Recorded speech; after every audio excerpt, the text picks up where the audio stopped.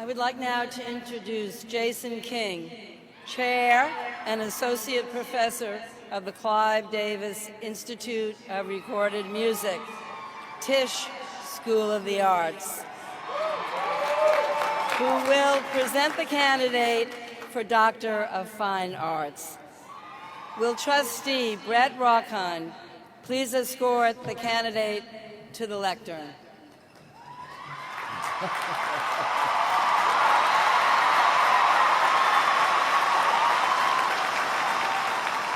Taylor Swift, blazing singer-songwriter, producer, director, actress, pioneering and influential advocate for artists' rights, and philanthropist. You have brought joy and resolve to your hundreds of millions of fans throughout the world. One of the best-selling music artists in history, you have crossed genres, demographics, age groups, and borders of all kinds to touch lives around the globe. With 9 original studio albums, 2 re-recorded studio albums, 5 extended plays, 3 live albums, and 14 compilations, you have sold well over 100 million album units, earning awards and honors in every category. You have used the remarkable platform you earned to galvanize support for the Equality Act, to prevent discrimination on the basis of sexual orientation and gender identity. And you have spoken out, and you have supported initiatives to protect women and girls from harassment and sexual assault. You have donated significantly to victims of floods and tornadoes, for cancer research, literacy programs for children, and public education. You have fearlessly challenged the exploitation of music artists and successfully championed their right to be compensated for their work.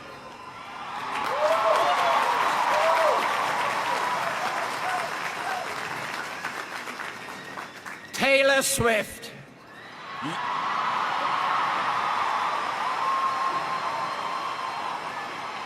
You are a role model across the world for your unprecedented talent and accomplishment, your fierce advocacy for protection of those facing discrimination, and your commitment to speaking out forcefully, eloquently, and effectively on behalf of all artists. By virtue of the authority vested in me, I am pleased to confer upon you the degree of Doctor of Fine Arts, honoris causa.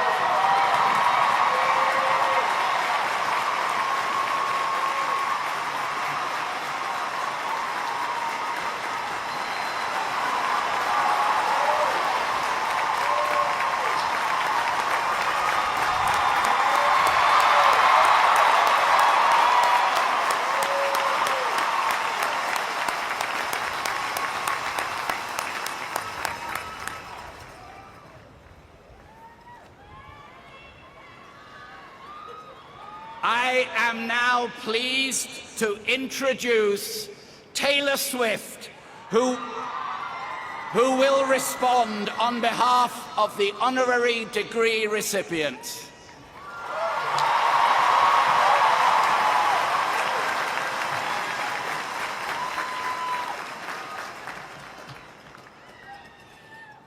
Hi, I'm Taylor.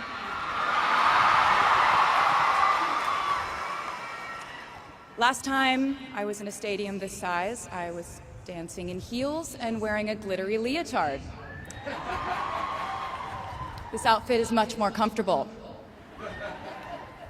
I would like to say a huge thank you to NYU's Chairman of the Board of Trustees, Bill Berkeley, and all the trustees and members of the board, NYU's President Andrew Hamilton, Provost Catherine Fleming, and the faculty and alumni here today, who have made this day possible. I feel so proud to share this day with my fellow honorees, Susan Hockfield and Felix Matos Rodriguez, who humble me with the ways they improve our world with their work.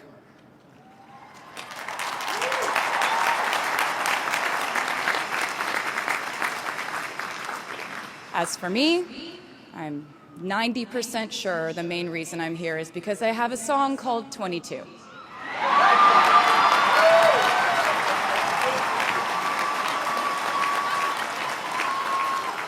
And let me just say, I am elated to be here with you today as we celebrate and graduate New York University's class of 2022.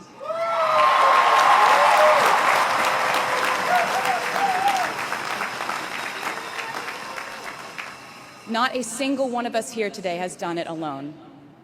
We are each a patchwork quilt of those who have loved us, those who have believed in our futures, those who showed us empathy and kindness, or told us the truth even when it wasn't easy to hear.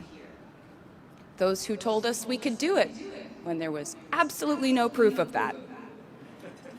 Someone read stories to you and taught you to dream and offered up some moral code of right and wrong for you to try and live by. Someone tried their best to explain every concept in this insanely complex world to the child that was you as you asked a bazillion questions like, how does the moon work? And why can we eat salad but not grass? And maybe they didn't do it perfectly. No one ever can. Maybe they aren't with us anymore. In that case, I hope you'll remember them today. If they are in this stadium, I hope you'll find your own way to express your gratitude for all the steps and missteps that have led us to this common destination.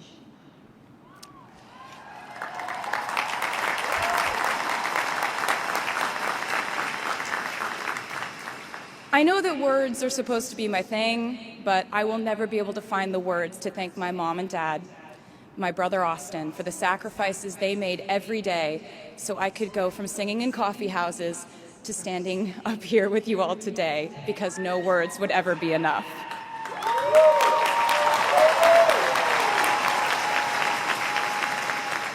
To all the incredible parents, family members, mentors, teachers, allies, friends, and loved ones here today who have supported these students in their pursuit of educational enrichment, let me say to you now, welcome to New York. It's been waiting for you.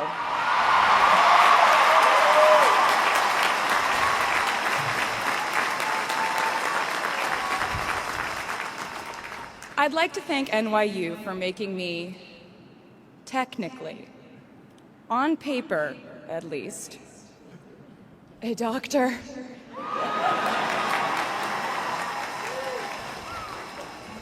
Not the type of doctor you would want around in case of an emergency.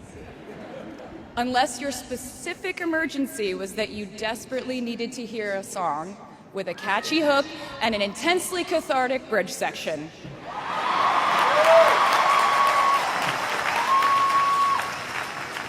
Or if your emergency was that you needed a person who can name over 50 breeds of cats in 1 minute.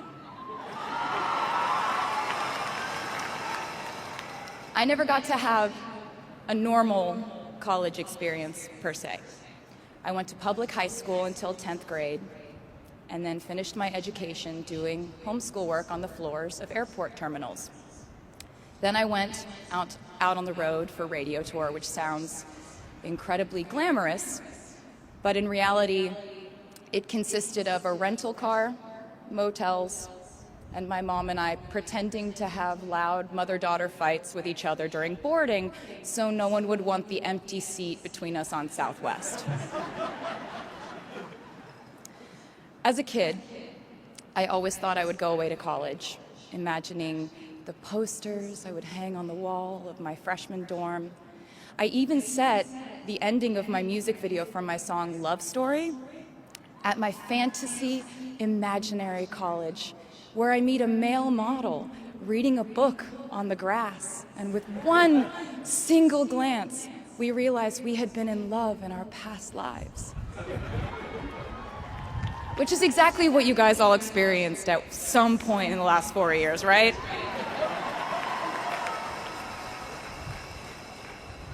But I really can't complain about not having a normal college experience to you, because you went to NYU during a global pandemic, being essentially locked into your dorms and having to do classes over Zoom. Everyone in college during normal times stresses about test scores. But on top of that, you also had to pass like 1,000 COVID tests.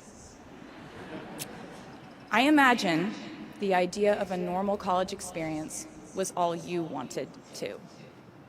But in this case, you and I both learned that you don't always get all the things in the bag that you selected from the menu in the delivery service that is life. You get what you get. And as I would like to say to you wholeheartedly, you should be very proud of what you've done with it. Today, you leave New York University and then go out into the world searching what's next. And so will I.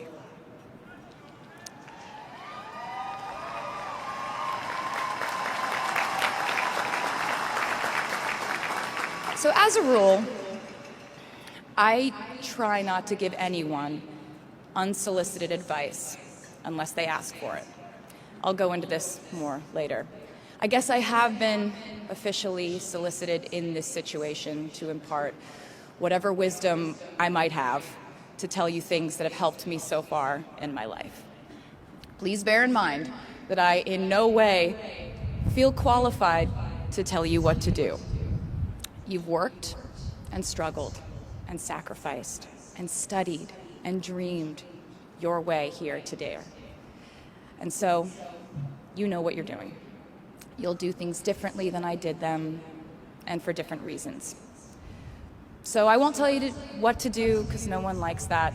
I will, however, give you some life hacks I wish I knew when I was starting out my dreams of a career and navigating life, love, pressure, choices, shame, hope, and friendship.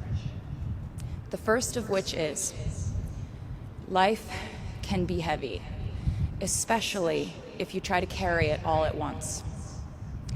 Part of growing up and moving into new chapters of your life is about catch and release.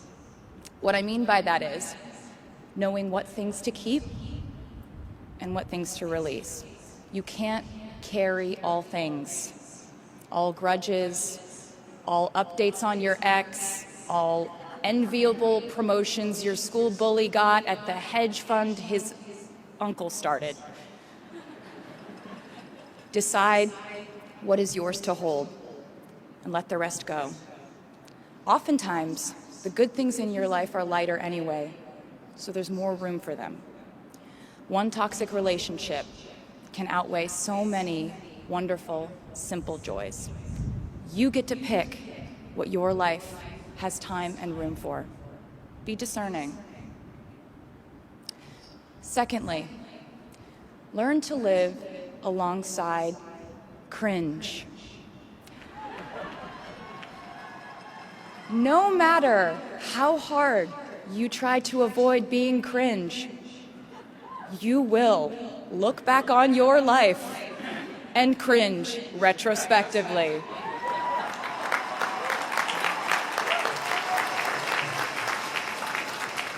Cringe is unavoidable over a lifetime. Even the term cringe might someday be deemed cringe. I promise you, you're probably doing or wearing something right now that you will look back on later and find revolting and hilarious. You can't avoid it, so don't try to. For example, I had a phase where, for the entirety of 2012, I dressed like a 1950s housewife. But you know what? I was having fun. Trends and phases are fun. Looking back and laughing is fun. And while we're talking about things that make us squirm, but really shouldn't, I'd like to say I'm a big advocate for not hiding your enthusiasm for things.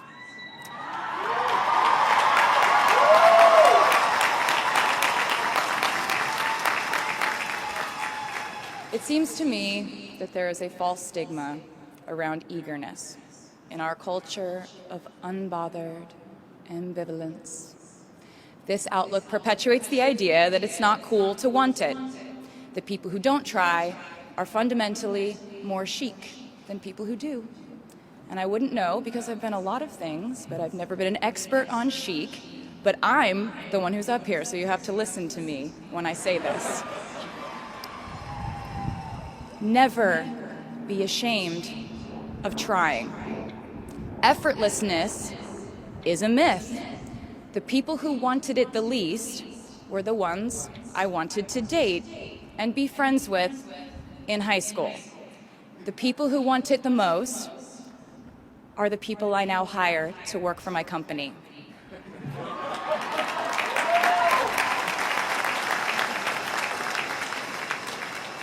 I started writing songs when I was 12, and since then, it's been the compass guiding my life, and in turn, my life guided my writing.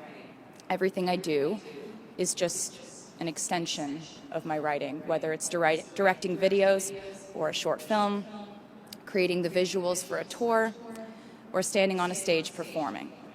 Everything is connected by my love of the craft, the thrill of working through ideas and narrowing them down and polishing it all up in the end, editing, waking up in the middle of the night, throwing out the old idea because you just thought of a newer, better one, or a plot device that ties the whole thing together. There's a reason they call it a hook. Sometimes a string of words just ensnares me, and I can't focus on anything until it's been recorded or written down. As a songwriter, I've never been able to sit still or stay in one creative place for too long.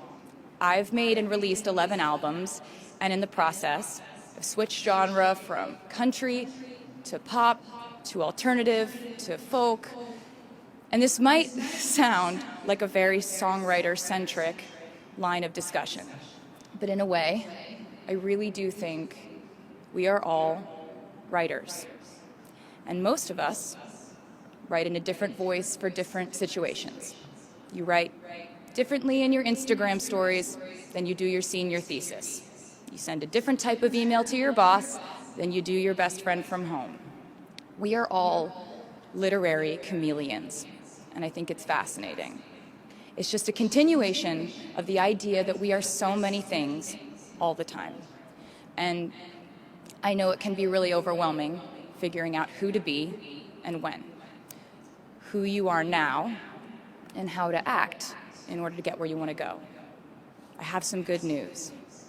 It's totally up to you. I have some terrifying news. It's totally up to you.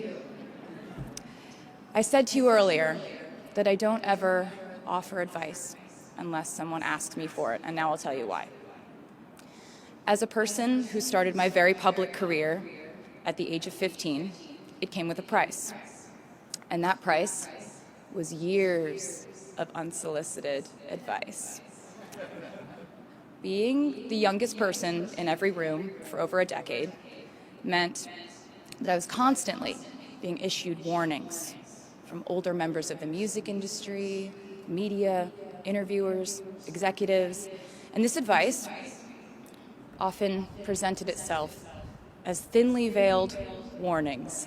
See, I was a teenager at a time when our society was absolutely obsessed with the idea of having perfect young female role models.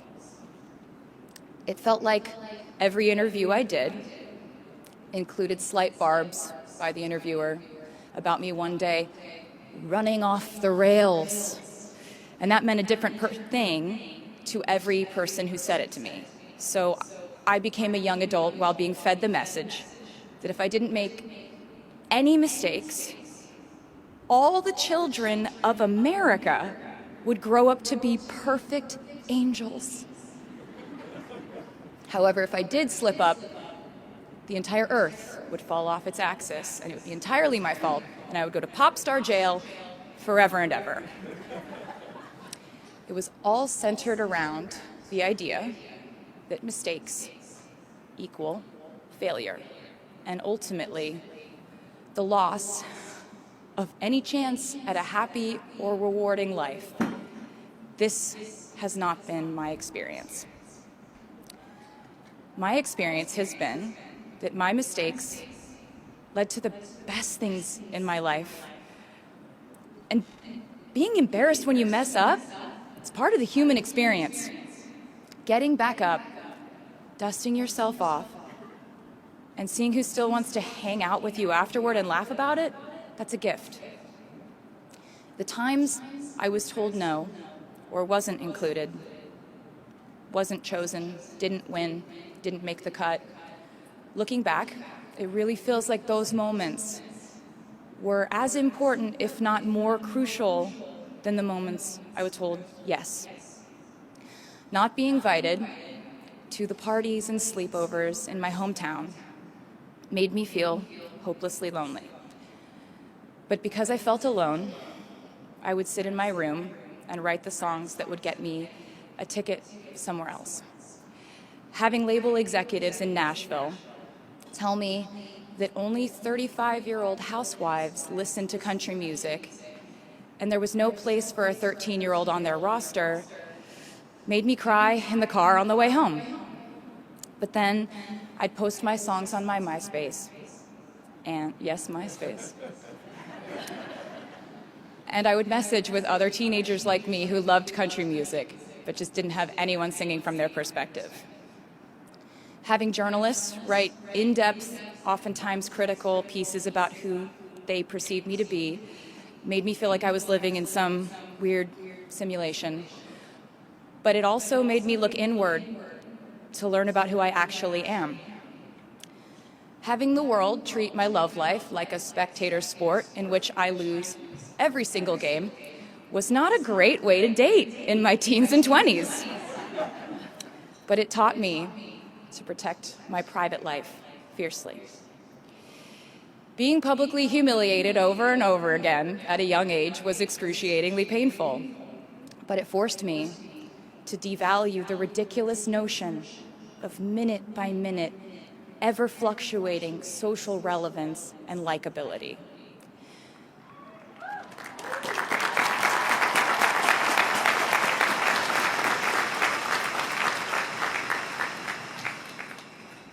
Getting canceled on the internet and nearly losing my career gave me an excellent knowledge of all the types of wine.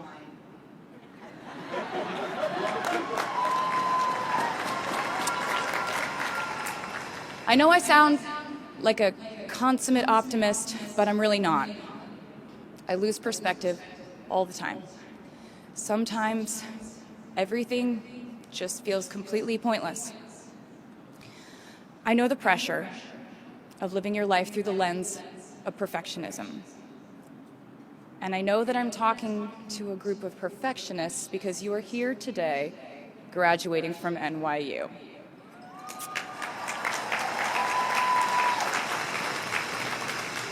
So this might be hard for you to hear.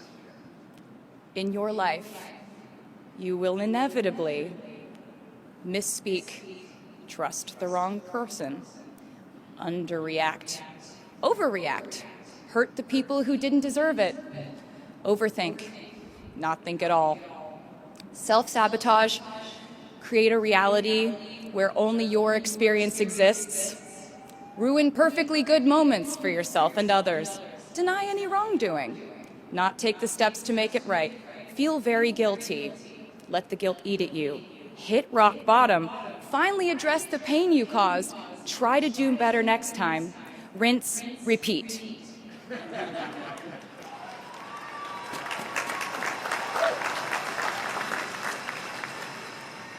And I'm not going to lie. These mistakes will cause you to lose things. I'm trying to tell you that losing things doesn't just mean losing. A lot of the time, when we lose things, we gain things too. Now you leave the structure and framework of school and chart your own path. Every choice you make leads to the next choice, which leads to the next, and I know it's hard to know which path to take. There will be times in life where you need to stand up for yourself. Times when the right thing is actually to back down and apologize. Times when the right thing is to fight. Times when the right thing is to turn and run. Times to hold on with all you have. And times to let go with grace.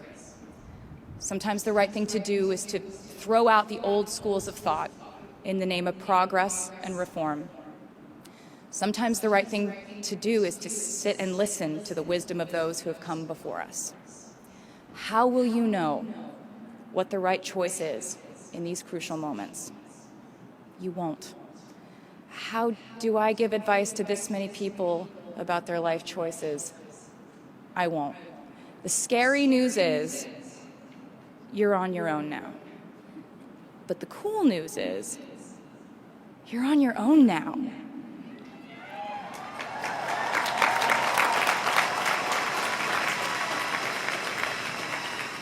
I leave you with this. We are led by our gut instincts, our intuition, our desires and fears, our scars and our dreams. And you will screw it up sometimes. So will I. And when I do, you will most likely read about it on the internet. Anyway, hard things will happen to us. We will recover. We will learn from it. We will grow more resilient because of it. And as long as we are fortunate enough to be breathing, we will breathe in, breathe through, breathe deep, and breathe out. And I am a doctor now, so I know how breathing works. I hope you know how proud I am to share this day with you. We're doing this together, so let's just keep dancing like we're the class of 22.